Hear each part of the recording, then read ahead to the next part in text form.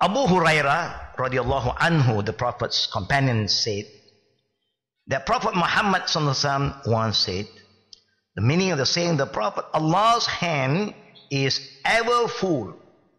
Now he used the word Yadullah mil'a. Now why do the translation here we use the word hands? Because Allah also talk about himself. Yadullah fawqa aydihim. The hand of Allah is above their hands. But how do the hand of Allah look like? Don't imagine. Just leave it like that. Do Allah have hand? As a believer, what do you say? Yes. Why do you say Allah has? Haram, shirk. How you compare Allah with human? No, I didn't say Allah's hand is like human hand. Allah said He have hand. What can I say? You must say Allah's hand represent His power, His authority. Power, Allah said qudra. Power, the word power means qudra. Or you can, is qawiyun, qaharun. But the word yad, you open any dictionary, Arabic dictionary, what is the meaning of yad? Literally, yad means hand. Just said hand. I didn't say Allah said. The Prophet said, who knows Allah better than Allah? Who knows Allah better than Prophet Muhammad sallallahu alaihi wasallam?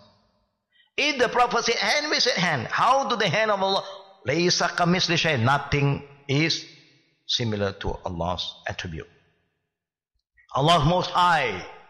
How high Allah is? Nothing is equal to Him. Finish. Don't go further than that. Allah's hand is ever full and is never reduced by giving. Now the Prophet is telling us Allah is so rich. He don't get poor. The more He give, His wealth will accumulate. Not like us. Allah will keep on giving from the day we are born, the day He created human, until the doom day, He just keep on giving and giving. And we keep on receiving, but we still ungrateful to Him. If Allah just hold on some of His blessing, we don't know what's going to happen to all of us. Yeah? When He gives so much, we still fight with each other because of that. We never feel enough. Why? Because we are not grateful to Him. Because whatever you have, brother and sister, you will never feel enough. You will never feel contented because you are not grateful to Allah. When you are grateful, then the blessing will come in. La in shakartum la azidannakum. Allah remind us in the Quran, in Surah Ibrahim, Surah Ibrahim verses 7, Allah said, La in shakartum la azidannakum. If you are grateful to Allah, you are thankful to what Allah have given you, He will increase His blessing. And that's where you are contented. Now today, even we have so much, we are not contented. We still want more and more and more because there is no blessing. It's like the knowledge. You want to study here, class here, because the blessing is not there. But when the blessing is there, the little knowledge that you have acquired, you understand, you act upon it, there are more blessing. There are more blessing. It abounds night and day. Allah subhanahu wa ta'ala's blessing have no limit. If He want to give it to you, all the bounty of Allah come anytime, because in this planet Earth, there's no end. Day and night keep on rotating. Allah is always there providing every creation their rights. This is how just, how fair Allah is. And the rizq of Allah can come anytime, day, night, no, and 24 hours. Yeah. Consider all what he spent since he created the heaven and earth. Indeed, all of that did not reduce what is in his hand.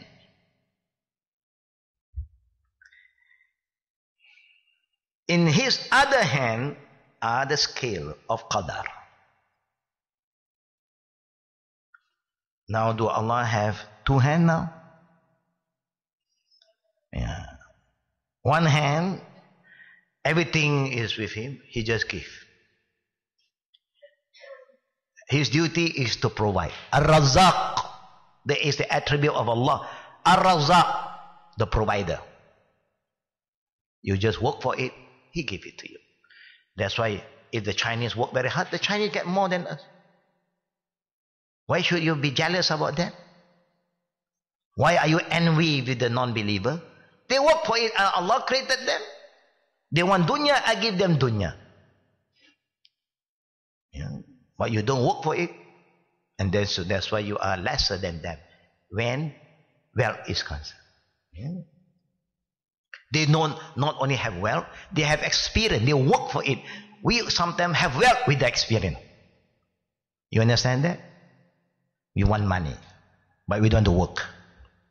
We want to be the boss. You can do that. You can be a boss, but how long can you be a boss? And that's why the Prophet told us that the day of judgment, one the sign of the day of judgment, in the Middle East, in the Arab country, they will have high, tall, rising building. Managed by who? Who is the boss? All the shepherds. All the Bedouin. They have the wealth, but they have no knowledge. Now, if these foreigners will just leave the country, what can they do?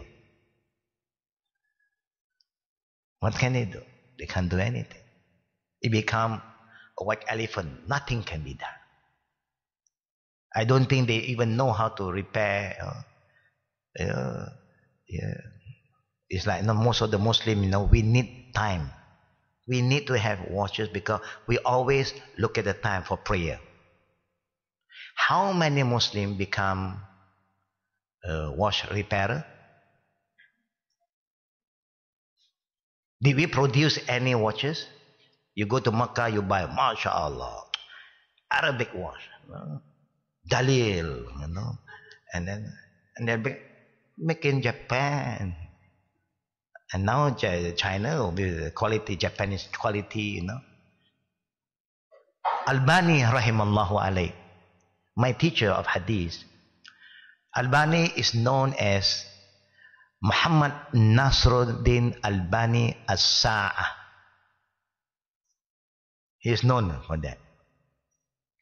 Means Muhammad Nasr Albani, the scholar of hadith who passed away about maybe 9-10 years ago, who was my teacher in hadith, he is known for As-Sa'ah because he repaired watches. His father was a watch repairer. But in the same time, they are scholars. I can't repair my watch. Because if everybody know how to repair, so then the other people also have no way to find the income. They balance, You want watches? By right, we should be the producer of watches. Because we need to monitor time more than any other people. Because Allah said, Wal asri innal insan lafi khusr. Allah swear with time. Time is important for us. In His other hand are the scale of qadar, lowering some people and rising others.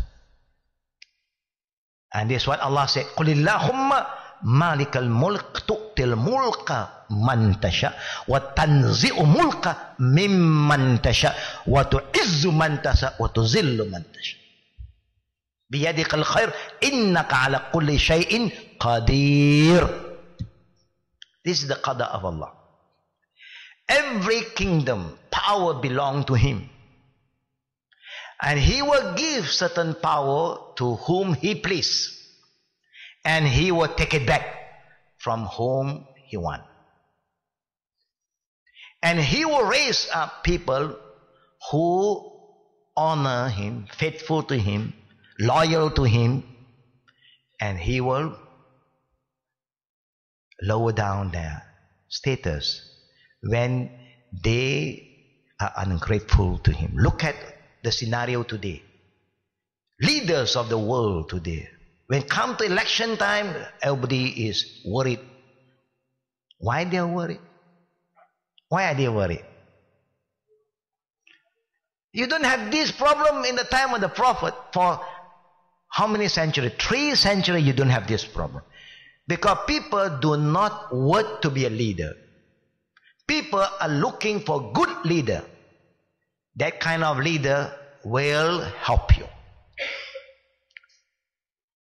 But people who want to be worth, you help them. And they will help themselves. Yeah, very different quality. And that's what the prophet did say. Whoever asks you to vote him, don't vote him. Whoever do not ask to be voted, and you know he have the quality, he have the knowledge, he's a just man, then you vote him. Then you will help him. There's a difference. A lot of difference. Yeah?